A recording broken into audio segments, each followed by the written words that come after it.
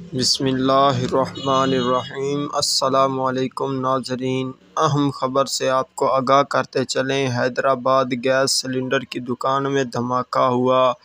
12 अफराद जान की बाजी हार गए। 5 अफराद कराची बल्ज़वर्ल्ड हस्पताल में ज़ेर इलाज हैं। हस्पताल इंतज़ामिया के मुताबिक ज़ख्मियों की हालत तफ्शीशनाक है। कराची में एक और सिलेंडर धमाका चल बसा। हैदराबाद सिलेंडर की दुकान में धमाका हुआ। 12 अफराद जान की बाजी हार गए। 5 अफराद कराची बल्ज़वर्ल्ड हस्पताल में ज़ेर इलाज हैं। हस्पताल इंतज़ामिया के मुताबिक ज़ख्मियों की हालत तफ्शीशनाक है। ज़ख्मी कराची बल्ज़वर्ल्ड हस्पताल में ज़ेर इलाज हैं। आप दोस्तों से गुजारिश है हमारे चैनल को सब्सक्राइब कर लें ताकि आने वाली मज़ीद वीडियो से बाखबर रह सकें।